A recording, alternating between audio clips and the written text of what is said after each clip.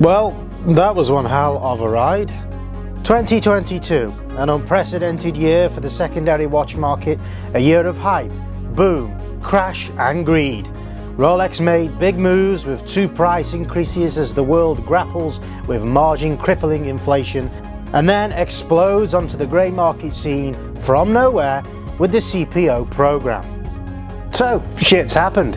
More has been sent flying than ever before. Our industry has become exposed to external economic factors that has resulted in a more volatile landscape of price fluctuations that has made it very difficult for everyone, including us dealers, to keep up with. As a fresh new year has dawned upon us, and it seems the skies above may remain a light shade of brown for the foreseeable, what are the lessons learned for collectors, investors and us dealers in what we hope will be a boring, predictable and stable year?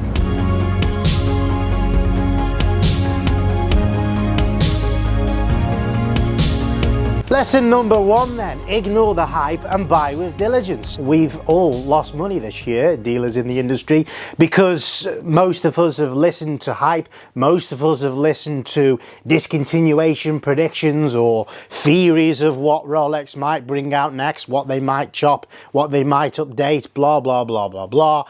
All of this is hype, it's hype driven purely by rumour, purely by word of mouth and purely by social media, and it is worthless. Frankly, I don't believe going into 2023 and even beyond that we will ever see a secondary watch market as influenced as we saw in 2022 and even 2021 to some degree by social media. The vast majority of cryptocurrencies, for example, those are not based on any physical asset or any tangible value. There isn't a profit or loss statement or a balance sheet that an investor can analyze and predict as to whether there's real grounds for investment potential in Bitcoin like there is with a stock, for example. So as an investment, similarly to, I would say, cryptocurrency, watches became exposed in 2022 to hype that was based on nothing but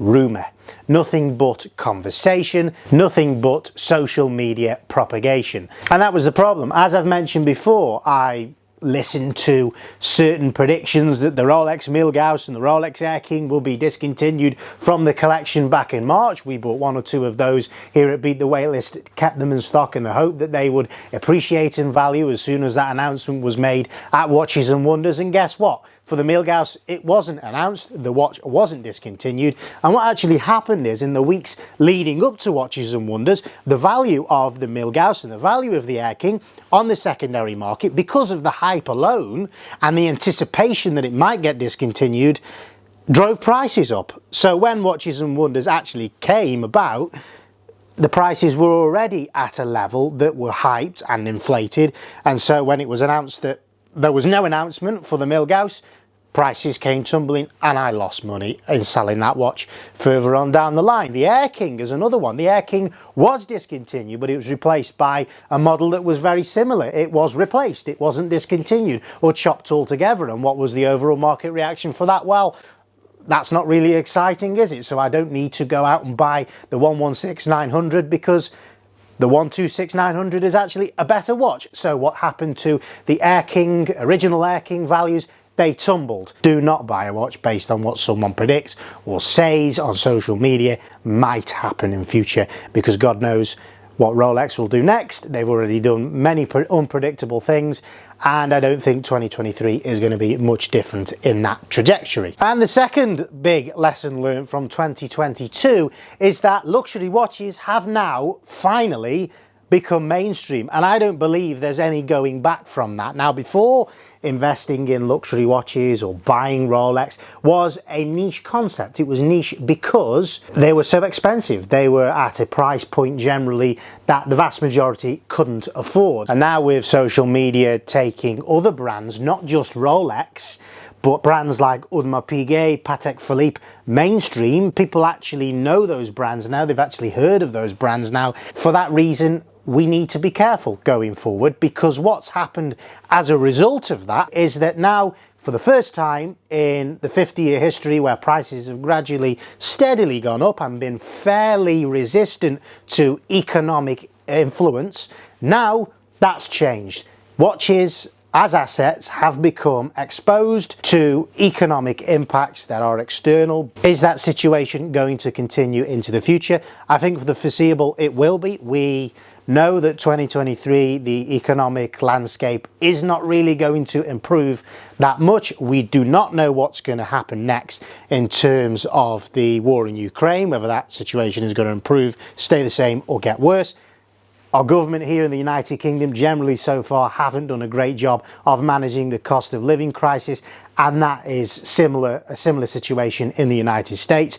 So really it's a takeaway or lesson for, I think, dealers mainly to exercise extra caution and care when buying watches and holding watches for a period of time, because we need to realise now that there isn't that safety net anymore. Economic awareness going forward is crucial for dealers, I believe, in 2023 and beyond. Another key takeaway from 2022 concerns Rolex's new introduction of the certified pre-owned program at their authorized dealers. Now, why do I believe this is important and an important consideration, particularly for secondary market dealers going into 2023?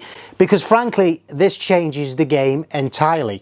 I believe it actually presents an opportunity to secondary market dealers, because what will happen in 2023 and 2024 beyond is that the authorized dealer experience will change significantly. Now we find ourselves in a situation where they've actually made that reputation of the authorized dealer, I believe, even worse. It's going to be even more difficult now to even get onto a wait list for a brand new watch, because what will happen is you will walk into an authorized dealer and that kind gentleman behind the desk will first of all want to try and sell you a pre-owned watch from the certified pre-owned program. So the entire authorized dealer experience, which wasn't great anyway, is going to get worse. Now the sales team at the authorized dealers are incentivized more by bigger margins on the pre-owned stock, and that's why it presents a great opportunity for the secondary watch market to fill that space that the authorized dealers are now leaving. And what do I mean by that? I mean by offering a great experience and a great service that is luxury and enjoyable and not stressful or intimidating. You know, you haven't got to explain who you are, what your job description is, why you're passionate to buy a Rolex, which you had to do anyway to even get on the wait list. But now that discussion isn't even going to come up. They're going to be interested first and foremost in selling you a pre-owned watch. Dealers and individuals, private individuals, have lost money this year. However, one key takeaway for me from 2022 is to deny the scaremongering. There is a lot of scaremongering on YouTube and across social media that Rolex is now losing money. If you buy one of those, you'll lose money, so keep away. Let's set all of that aside. We know what happened. We know that certain watches lost money. However, they lost 10 to 20, 30% because they gained 10, 20, 30% during the year of 2022. So we need to look at 2022 as a whole entire picture. And in total, Rolex, across the entire range of the brand, their watches have lost only 5 to 10%. So that isn't quite as bad as the data would suggest on its own. You know, in the last few months, certain Rolexes have lost 30% in value on the secondary market. Sadly, it is that statistic, it is that figure that is sticking in people's minds. And that's why, it's been propagated by certain YouTubers who frankly get on my nerves, a sort of doom and gloom, end of the world scenario, because it gets them views. Please deny the scaremongering, ignore it, take 2022 as a whole, analyze it as a whole, and realize that it hasn't been that bad. Try to have a look at the past 30, 40 years. As I've always said, watches can be investments if held in the long term. They should hold their value on average over that period of time.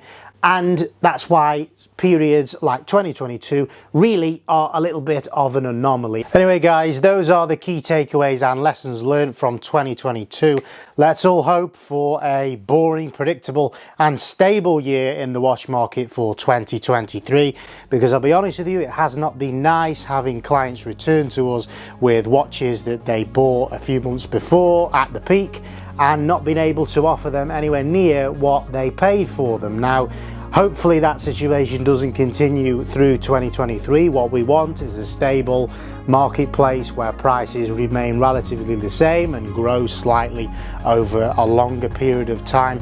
But let's see. Thanks very much anyway for joining me in this video. Please go check out beatthewaitlist-watches.com and I'll see you in the next one. Take care.